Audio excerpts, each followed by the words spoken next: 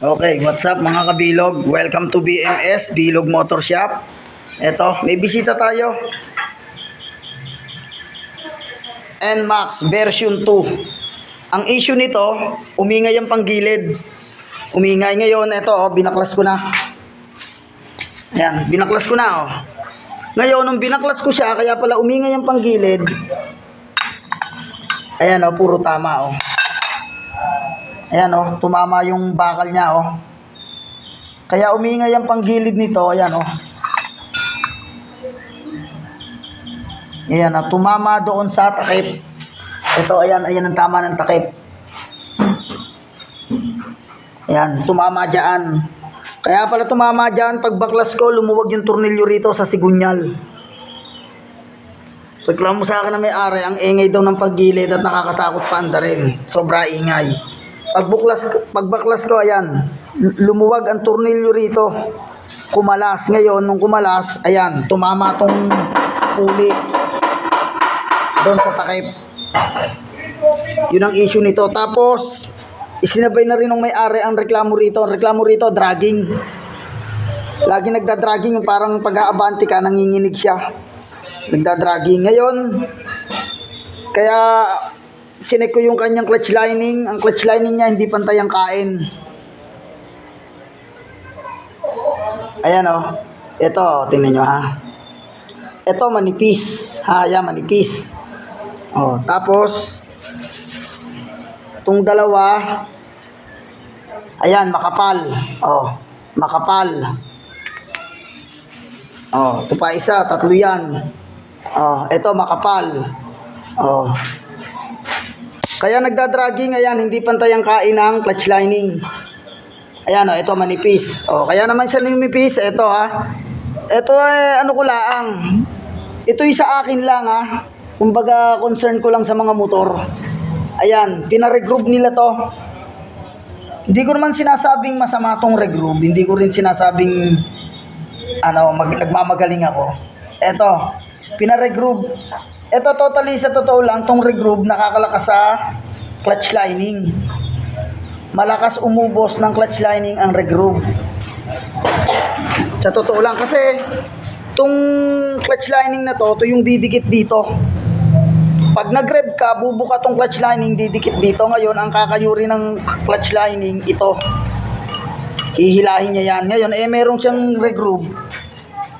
Ayan, oh, parang nagkaroon siya ng daan ni regroove. Kaya ang uubusin niya ito. Oh. Pero hindi ko sinasabing lahat ng regroove masama. Hindi ko rin sinasabing mabuti. Para sa akin, sa opinion ko, merong regroove na mas maayos. Yung regroove ko, kasi yung dito sa dito sa, ito, binabaklas ko tong, ito, may usol ko to. Ang clutch bell nito, Sun, ang tatak ng clutch bell, Sun. Pero, may regroove siya na 3 piraso lang na malalaki. Pero yung regroove niya, 3 piraso lang. 3 lang yon.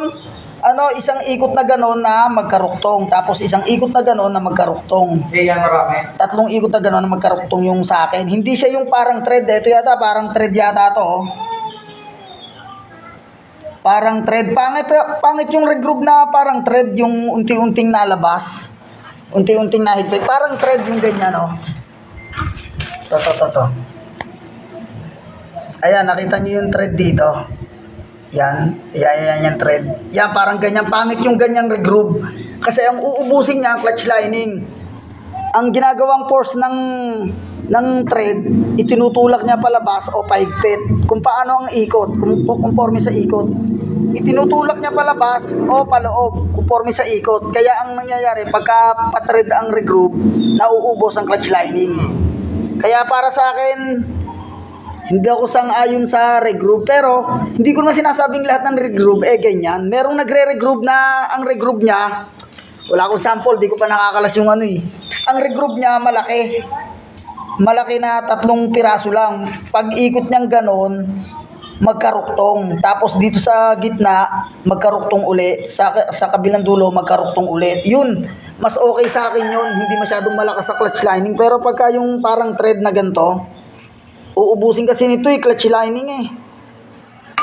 Okay. Yun naman ay concern ko lang. Wala naman akong sinasagasaan na tinatamaan. Hindi naman tayo kumbaga, opinion ko lang para sa akin bilang isang mekaniko. Ako, tanongin ko. Eto, tatanungin ko tong kapatner ko. Eto, kapatner ko.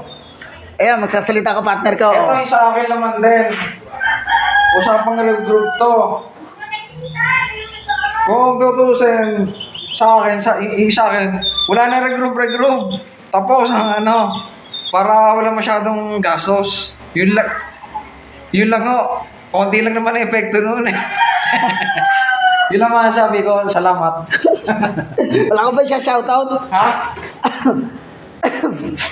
Ito, shoutout nga pala sa mga nagtiwala sa BMS na Yun. sa mga nagpagawa sa amin. Yes. Salamat sa tiwala. Okay. Update ko na lang kayo kasi yung may-ari maghahanap ng original mismo nito. Ayaw niya ng local eh kasi original ang gusto niya. Baka yung clutch bell palta na rin ang original. Okay? Update ko na lang kayo dito sa NMAX version 2. Dito lang po sa BMS Bilog Motor Shop. Update ko na lang kayo. Okay mga kabilog, welcome to BMS Bilog Motor Shop. Eto. Nakabili na kami ng pyesa ng NMAX na to. Bumili kami ng bagong clutch lining assembly. Ako nailagay ko na yun. Ito yung luma niya. To, ayan. Ayan, para malimala kayo. Ito yung pinaglagyan ng bago. Yamaha. Ayan. Ayun, nasa loob yung bago. Ngayon, ito, ihigpitan na lang to. Kinakabit ko na, higpitan na lang. Ikakabit ko na lang yung takip. Tapos, pagbukas ko nga pala, dito walang goma. Totong gomang to, dapat ito may goma pag nahigpitan mo to. Wala na yung gomang ganto kasi to stopper. Kung sakaling lumuwag, mapipigil nito yung labas ng tornilyo. Ngayon, ito. 25 lang to. Pag bumili ka sa labas, kakabit na natin. Yan. Yan, ayun oh. Yan, diyan mo ngayon ilalagay ang gomang yan. Okay, higpitan ko lang itong mga tornilyo tapos update ko kayo, kakabit ko lang yung mga yan. Update ko kayo dito sa NMAX version 2.